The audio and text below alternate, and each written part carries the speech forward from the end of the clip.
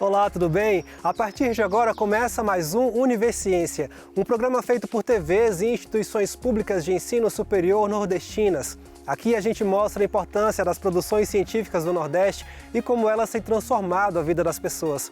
Vamos ver agora quais pesquisas iremos conhecer no programa de hoje. Pesquisadores da Universidade Federal do Rio Grande do Norte realizaram um levantamento de dados para auxiliar na criação de um turismo sustentável no arquipélago da Ilha de Noronha. Cientistas da Universidade Federal do Maranhão, em São Luís, estudam de que forma os blocos tradicionais de carnaval auxiliam na economia criativa e no fortalecimento da cultura. Veja também, pesquisadores da Universidade Estadual do Sudoeste da Bahia, campus de Itapetinga, buscam compreender as características morfológicas de cabras retiradas da ilha de Abrolhos, no extremo sul da Bahia. E ainda, em comemoração aos 5 anos do Universiciência, nós vamos revisitar uma pesquisa da Universidade Federal do Ceará que utiliza o laser para ajudar pacientes com câncer de boca. Tudo isso e muito mais você confere agora no Universiciência.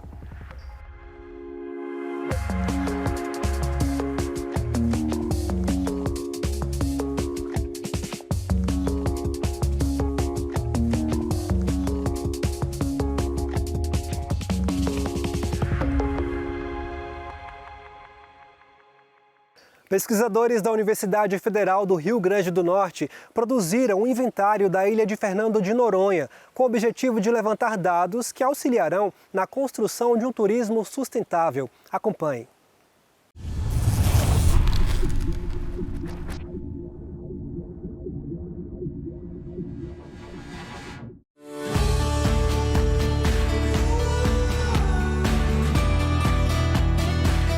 Fernando de Noronha é um dos destinos mais cobiçados do Brasil, conhecido por suas praias paradisíacas, natureza preservada e fauna marinha diversificada.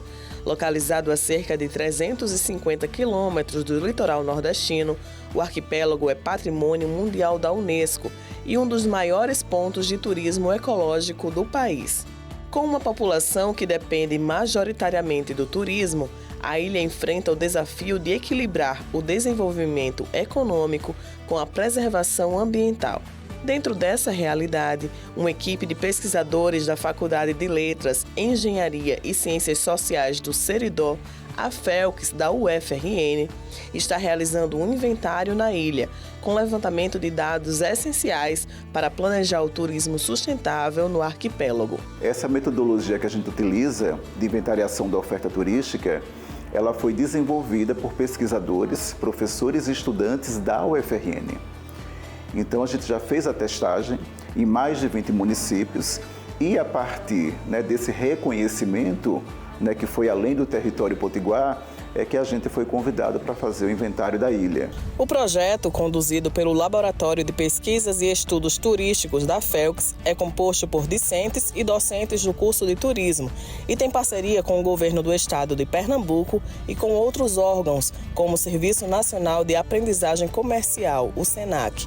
Os pesquisadores realizaram um levantamento em campo da oferta turística de Noronha, mas o trabalho começa bem antes da pesquisa em loco. Esse levantamento, nós começamos bem antes de setembro, do período de 2 de setembro até o dia 14 de setembro, fazendo o levantamento mesmo por meio da internet, mapas do município, fazendo esse mapeamento anterior dos atrativos, dos meios de hospedagem, dos restaurantes, até a gente chegar no período do campo mesmo, onde a gente passou todos esses dias, foram mais de 10 dias que os estudantes, os professores e estudantes estiveram em campo, batendo na porta mesmo dos empreendimentos, pousadas, equipamentos de alimentos e bebidas, agências de viagens, agências de passeios, pegando todas essas informações, por exemplo, quantas pessoas trabalham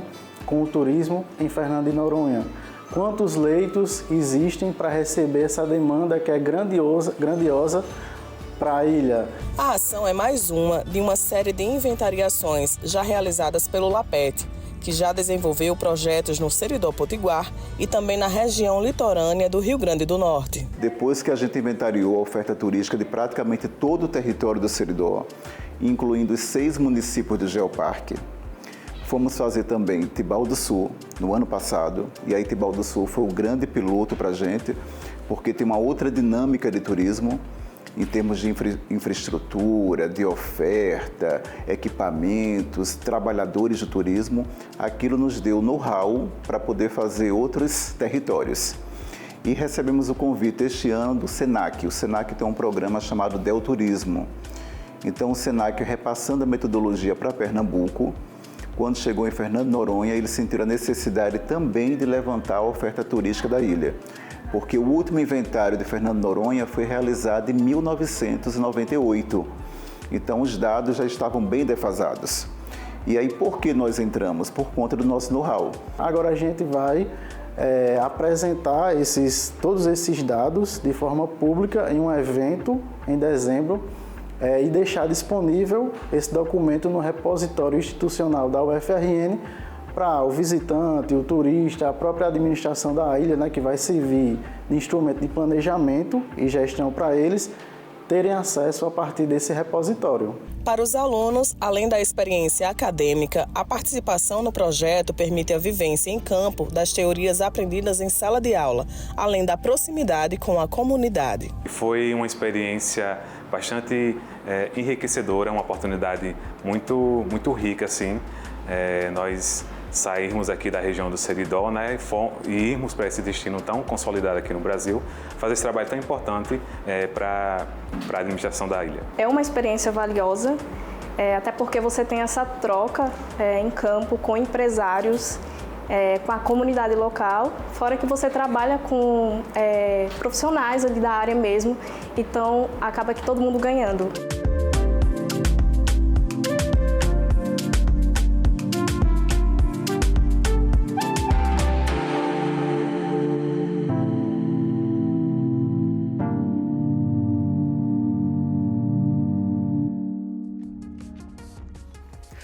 No próximo bloco, você vai conhecer um estudo que analisa o impacto econômico dos blocos tradicionais de carnaval no Maranhão.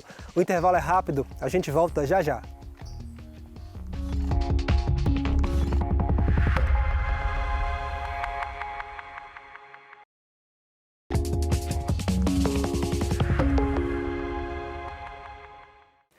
Cientistas da Universidade Federal do Maranhão, em São Luís, estudam como os blocos tradicionais de carnaval contribuem para a economia criativa e o fortalecimento da cultura local. O estudo analisa impactos econômicos desses blocos, além da sua relevância para a identidade cultural do Estado. Vamos acompanhar.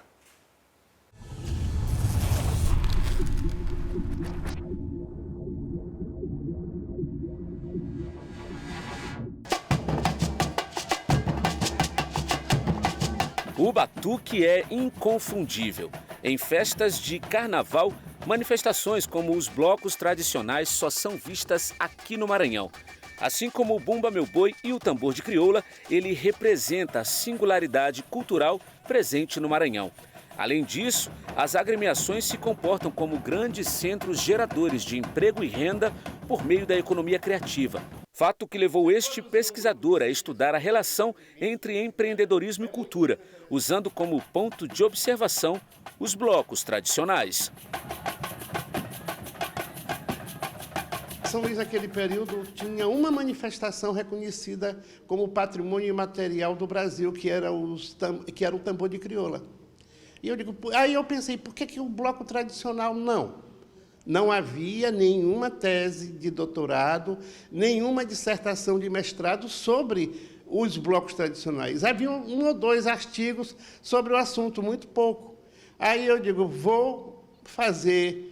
Eu estava também concluindo o meu mestrado, onde eu estudei as radiolas de reggae, e eu digo, vou fazer a minha próxima investigação sobre os blocos tradicionais, porque merece. Foi isso aí que foi o motivador, a provocação. E, naquela época, a gente montou uma equipe fantástica, sob o comando de Maria Micol Pinho de Carvalho, que, infelizmente, faleceu em 2012, já no final da gestão, mas com o inventário, o INRC, concluído e entregue à Prefeitura de São Luís e entregue ao IFAM, que era para estudo, exatamente para ver se a gente conseguiria esse reconhecimento a nível de patrimônio cultural e material do Brasil. Os blocos tradicionais são uma das manifestações culturais mais autênticas do Carnaval do Maranhão. Com uma história que remonta à década de 1920, esses grupos têm peculiaridades como as vestimentas e o som característico e muito forte. Exatamente igual às escolas de samba, essas agremiações também desfilam na passarela, reunindo dança, ritmo e figurinos sofisticados. O estudo Práticas e Inovações no Carnaval dos Blocos Tradicionais do Maranhão observou que, ao reunir comunidades e criar oportunidades de interação social e econômica, a cultura popular ludovicense fortalece a identidade e atrai visibilidade. Apesar das limitações e da falta de recursos, eles se firmam como grandes polos artísticos e culturais independentes. Eu acho que a gente procura muito o nosso espaço de uma maneira mais eficaz. Eu acho que esse ano aqui está acontecendo um pouco disso, entendeu? O governo começou a fazer uma rota de apresentações muito legal. A prefeitura também começou a fazer uma rota muito legal. E assim, eu vejo que começaram a acertar. Eu acho que o alinhamento é por aí mesmo. E assim, muito legal porque foi na base do diálogo, entendeu? Um pouquinho de cada lugar tem que ter bloco tradicional, que é isso que a gente busca levar o nosso segmento para tanto quem é de fora como quem é ludovicense. Segundo o estudo, os blocos tradicionais representam um fenômeno sociocultural que dá pistas de como se comportava a sociedade nos primeiros anos do século passado. Eles surgiram na elite ludovicense e depois se expandiu para os bairros periféricos, se transformando em um elemento de identidade local. Se ela nasceu entre as famílias abastadas que se visitavam, hoje ela está nas famílias da periferia, nas famílias de classe média, e que mantêm uma tradição. Os blocos tradicionais, por ter um ritmo, uma cadência ímpar, ela só tem na ilha de São Luís, na região metropolitana da capital maranhense. Não existe em nenhum outro lugar essa batida com os tambores grandes, com os contratempos, as retintas, da forma como acontece. Talvez o fato mais comum que exista com o que há de mais lúdico no Carnaval seja as fantasias que elas ficaram cada vez mais caras, cada vez mais esmeradas, e isso deu a essa manifestação um poder de rivalidade muito grande entre os grupos. A tradição vai encontrando espaço nas gerações mais novas. E ao se reconhecer como parte daquelas manifestações, os jovens ajudam a preservar os traços que constroem a identidade cultural do Maranhão. Eu acredito que é a bandeira da democratização cultural. Para todos nós que trabalhamos, que vivemos de arte ou que conduzimos algum estudo, algum trabalho nesse meio artístico, é o que dá gosto para manter viva essa tradição. A sustentabilidade cultural dos blocos tradicionais maranhenses depende de um equilíbrio entre preservação e inovação. É mantendo a originalidade, mas apostando nas transformações que essas agremiações podem se expandir ainda mais sem perder a sua essência.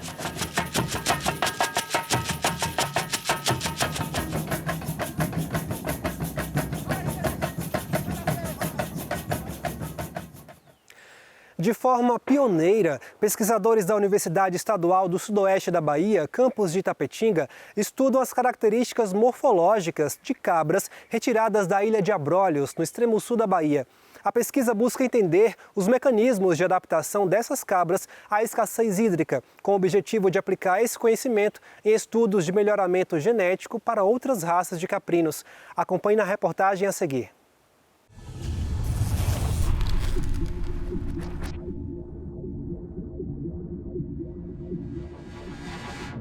As 27 cabras de Abrolhos, que estão no campus da UESB de Itapetinga, estão se adaptando de forma surpreendente ao novo habitat.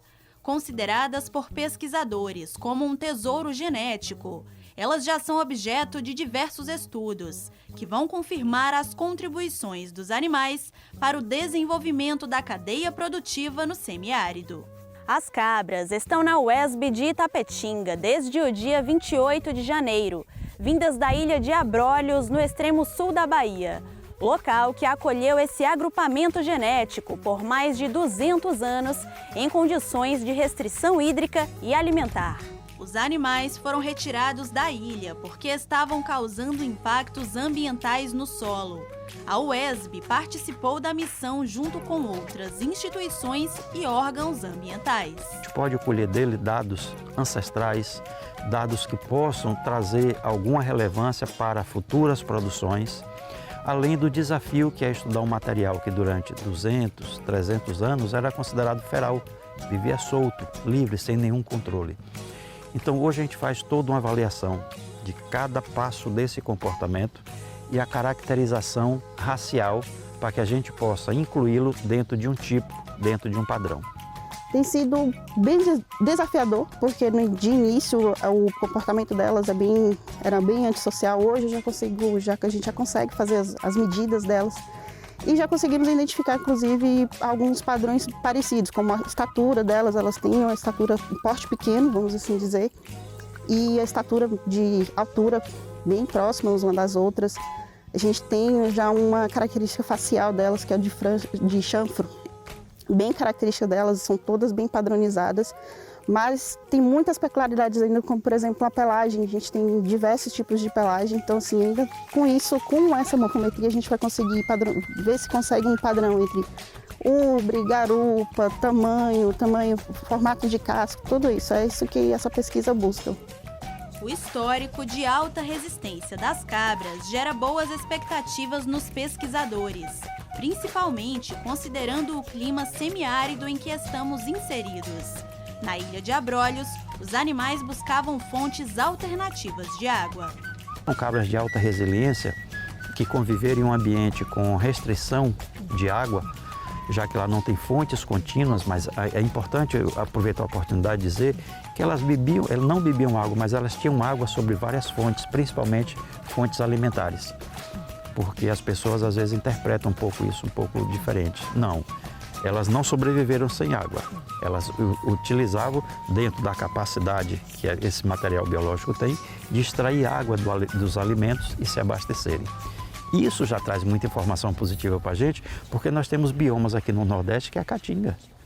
E se a gente tem um animal com uma maior capacidade de sobrevivência a regiões mais inóspitas, elas vão poder contribuir bastante. Encontrar um material como esse, que possivelmente bem mais resistente do que nós temos de material no semiárido, é desafiador e gratificante. Porque no futuro próximo esses animais podem servir como uma forma de melhorar animais que nós já temos no nosso sertão. Os próximos passos dos estudos são animadores. Com o término da análise morfológica, será analisada a composição química do leite. Os pesquisadores também estão à espera dos resultados de análises genéticas feitas pela Embrapa. Outra novidade é a introdução de novos alimentos, que podem trazer boas informações para as pesquisas. Semana iniciaram o consumo de concentrado, elas já conhecem feno e consomem bastante feno, e em breve a gente vai começar a fornecer silagem para que ela possa mudar o comportamento ingestivo e começar a comer alimentos diferentes. Isso é muito importante, porque a gente vai adequando esse material ao padrão de manejo das demais raças que a gente tem no continente. No próximo bloco, a gente segue revisitando pesquisas que fizeram a diferença no dia a dia das pessoas em celebração aos 5 anos de Univerciência. O nosso próximo destino é o estado do Ceará. O intervalo é rápido, a gente volta já já.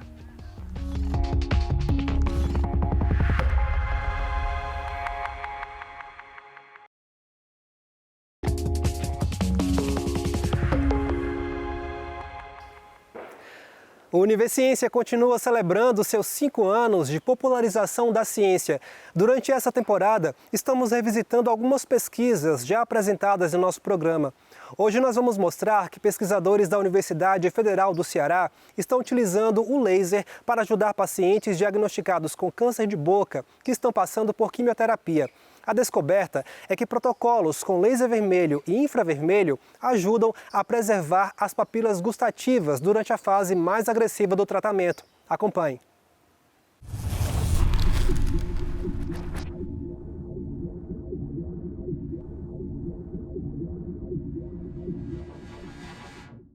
O laser, ele é um aparelhozinho portátil, então a gente consegue levar para cada lugar. Ele é um aparelho só que ele tem uma potência fixa de 100 mW de potência. E ele tem comprimentos de ondas diferentes. Ele tem um comprimento de onda vermelho, que vai variar ali de 660 nanômetros, e um comprimento de onda infravermelho, variando de 880 nanômetros. A tecnologia do laser é uma tecnologia relativamente simples. É uma emissão de fótons de luz que os tecidos absorvem e isso estimula a sua reprodução celular. Então, se eu tenho uma ferida e eu jogo o laser em cima, aquele comprimento de onda estimula a cicatrização celular e, consequentemente, o reparo das feridas. Isso já é feito para a pele, isso já é feito para a afta. E a quimioterapia, por causar um dano, então a gente pensou, poxa, se o laser é capaz de reverter um dano de uma ferida cutânea ou de boca, por que não prevenir o desgaste dos botões gustativos durante a quimioterapia? É uma coisa relativamente nova, né, de você tratar a digeusia com a laser terapia. Então, assim, é uma coisa que nós estamos engatinhando. Se a gente for buscar na literatura, você tem, inclusive, uma grande gama de protocolos diferentes, porque a gente não sabe ainda, na realidade, qual o melhor protocolo, né, para o tratamento desta condição. O paciente ele começa a perder peso ou devido à falta de ingesta de alimento ou devido a vômito, náusea e diarreia. E aí, quando o paciente ele perde muito peso e ele baixa para determinados níveis, o oncologista tem de diminuir a dose do quimioterápico ou até suspender o tratamento. E qual é o impacto disso? Resistência tumoral. Toda vida que você para de administrar a droga, o tumor tende a desenvolver resistência. Então, se o oncologista ele consegue sustentar aquela dose durante todo o curso do tratamento, a possibilidade de cura aumenta significativamente. A gente totalizou 135 pacientes com câncer de mama, sendo acompanhados durante 6 meses. Nós tivemos 2 grandes grupos. Como não existe tratamento para essa condição, a perda de paladar após químio, então nós tivemos um grupo com e um grupo sem laser. E o grupo com laser, a gente conseguiu sustentar o paladar durante toda a quimioterapia e manter e até aumentar o peso do paciente durante a quimio. Enquanto os grupos tratados sem o laser, né, foi só simulada a aplicação de laser, o peso dos pacientes e o paladar ele foi diminuindo em até 20%, o que é uma perda de peso muito grande. Como a gente descobriu que o laser era assim eficaz e era capaz de prevenir a disaugia, a gente começou a estudar protocolos de laser terapias diferentes. Então, hoje em dia, a gente utiliza 3 protocolos. O protocolo padrão, que foi executado no mestrado, e mais 2 outros estudos com comprimentos de onda de laser diferentes. Eu nunca perdi o paladar, não, por causa justamente do laser. Sentia todos direitinho todos os sabores. Eu conversei com algumas amigas minhas que não fizeram esse tratamento com laser, que tiveram várias aftas na boca, tiveram também perdas de paladar, não conseguiam comer, tiveram pouca salivação e tudo. Então esse trabalho das meninas, da doutora Cássia, é muito importante assim, pra gente lá. A gente conseguiu ali dar uma condição nutricional para essas pacientes melhor. E o que a gente quer descobrir é qual que é o laser que vai ter uma maior eficácia com menor tempo clínico, elevando o custo-benefício para o paciente, né, dando um custo igual ao protocolo que a gente desenvolveu e com um tempo clínico mais rápido. E acaba que leva à necessidade de outros estudos, principalmente estudos laboratoriais, para a gente entender qual o mecanismo real de ação da disaugia que até então não é conhecido na literatura.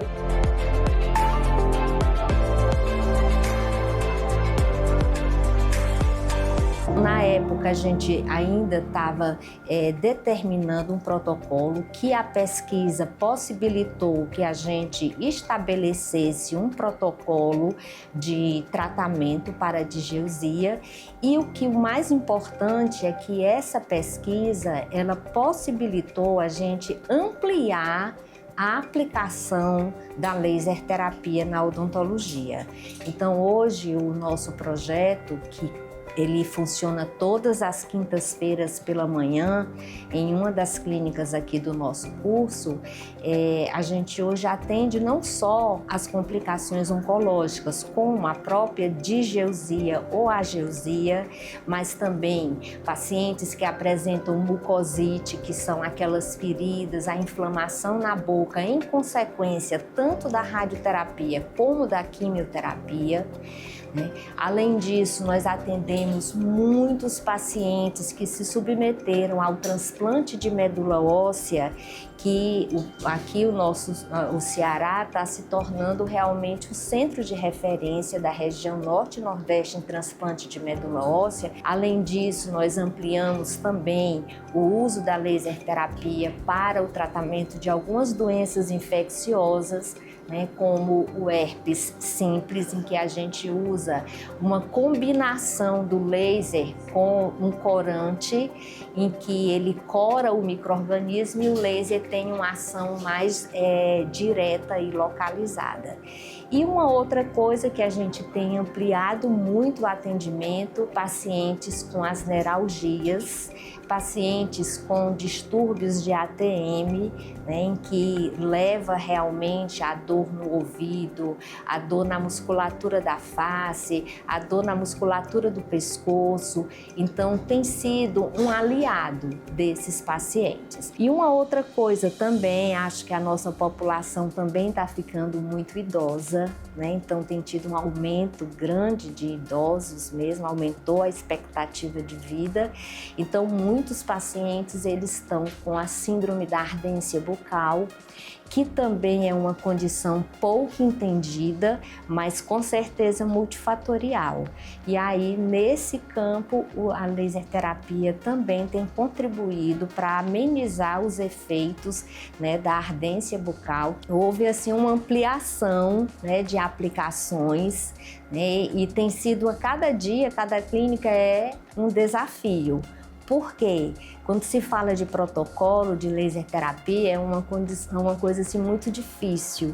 Por quê? Porque cada pessoa responde de uma maneira diferente. É uma clínica que ela é muito rica para isso aí também, porque faz com que a gente precise realmente saber avaliar o paciente, saber avaliar a resposta, a gente mudar os protocolos. O mais importante é que a gente sempre tenha uma resposta positiva.